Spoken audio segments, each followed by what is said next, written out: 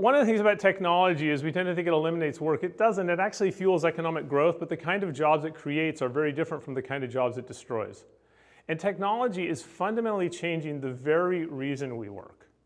If you went back 200 years ago, the primary reason we worked, agriculture, was to grow and distribute food so we did not starve to death.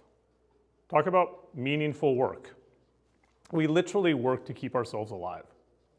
Then with the Industrial Revolution, we got far more effective at growing and distributing food, and the purpose of work largely shifted from growing and distributing food to keep us alive to making things to make us comfortable. Cars, clothing, stuff like that. Now with automation automating so much of the manufacturing, the bulk of jobs we have, even in supply chain, in manufacturing, are what are called knowledge and service jobs. People are really there to fix the machines if they break, to deal with problems when things don't go wrong. The purpose of their job is to exceed the expectations of other people.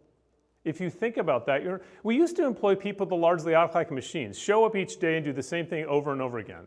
Now we're automating everything, and that's what we're learning with AI. What AI does is it's amazing what it can automate.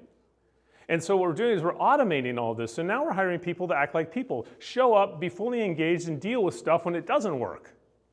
Deal with people so they feel good about the products or services we're providing them. Exceed their expectations, but their expectations are always changing, right?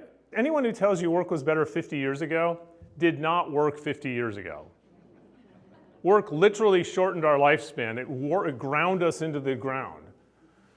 Work is physically much easier than it used to be, but it's psychologically much more difficult. And there's a thing in psychology called emotional labor that really illustrates this. And it's the challenge of trying to act externally different from how you feel internally. It's very hard to be creative if you feel burned out, for example.